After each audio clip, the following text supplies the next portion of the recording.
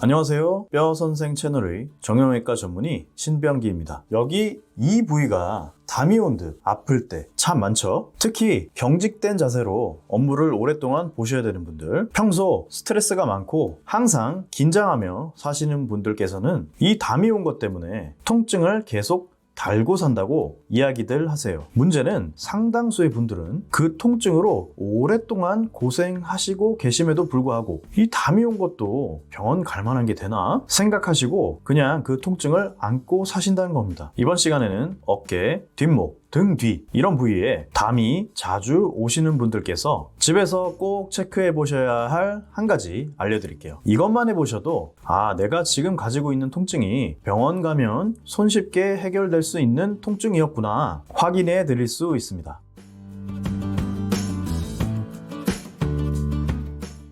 자, 스스로 체크해보기, 즉 셀프 진단을 위해서는 단 한 가지, 이 손만 있으면 됩니다. 기왕이면 다른 가족분 손이 더 좋고요. 정 안 되면 본인 손으로 체크해보세요. 방법은 쉽습니다. 손으로 아픈 부위를 그냥 꾹 잡고 눌러보는 거예요. 만약 뒷목부터 어깨 위까지 이렇게 아프시다면 이 부위, 즉 승모근 중앙 부위를 한번 꽉 눌러보세요. 등 뒤 부위도 마찬가지입니다. 보통 등 뒤가 많이 아프실 때 먼저 눌러보아야 할 부위는 바로 이 부위입니다. 물론 스스로 누를 순 없겠죠. 가족분 도움을 받으셔서 한번 눌러보세요. 눌러보셨나요? 눌렀을 때 몸 전체를 앞으로 빼면서 도망갈 정도로 큰 통증이 느껴졌다면, 또는 이 부위를 눌렀더니 옆으로 통증이 뻗치는 것 같으면서 심하게 아프셨다면 여러분은 근막 통증 증후군 이라고 하는 질환으로 고생 중이신 겁니다. 이럴 땐 이 통증을 절대 가볍게 여기지 마세요. 힘든데 억지로 참아가며 버티실 이유가 없습니다. 병원 가시는 것을 꺼리지 마시고 가셔서 치료받으세요. 그렇게 하면 훨씬 더 빨리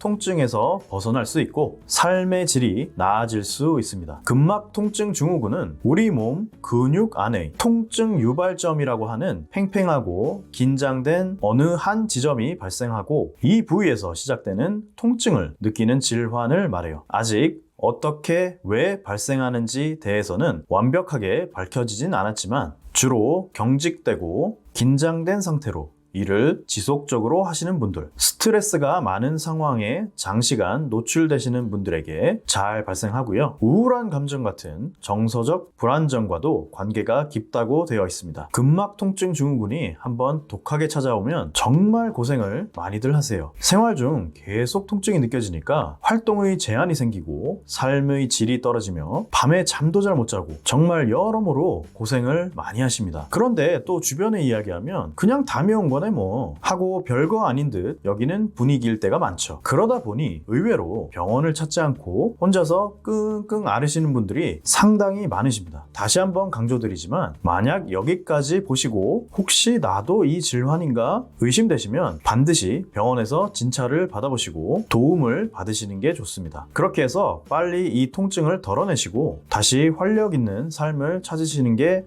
훨씬 이득이라는 거죠. 치료는 여러 가지가 있습니다. 각종 약물 치료, 일반 물리 치료, 도수 치료 등으로 대표되는 마사지 치료, 체외 충격파 치료, 그리고 가장 효과가 확실하다고 알려진 통증 유발점 주사 치료까지 다양한 치료들이 여러분의 통증을 확 줄여드릴 수 있습니다. 또 한 가지 중요한 것은 스트레칭입니다. 현재 문제가 되는 근육을 늘려주는 방향으로 스트레칭을 해주는 것은 큰 의미가 있어요. 근육 속에서 팽팽하게 긴장된 통증 유발점을 늘려주어서 다시 유연하게 풀어주는 거죠. 대표적인 것을 하나씩만 소개하자면, 만약 뒷목부터 어깨 위까지 이렇게 아프시다면 승모근을 늘려주는 방향으로 이렇게 스트레칭 해주시는 것이 좋고요. 등 뒤쪽이 주로 아프시다면 해당 부위를 늘려주기 위해서 팔을 반대편 팔로 잡고 이렇게 당겨주시는 것이 도움이 됩니다. 마지막으로 본인의 생활 습관 변화가 매우 중요합니다. 만약 극심한 긴장 상태로 어떤 업무를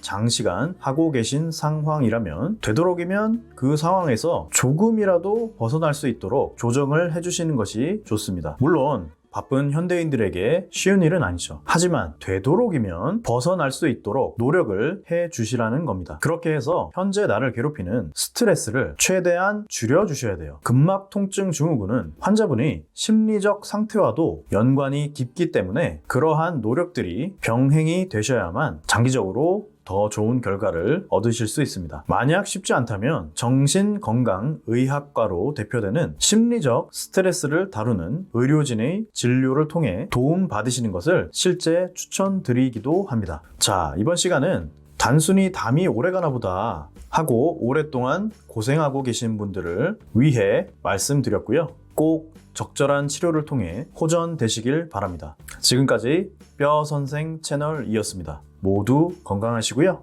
감사합니다.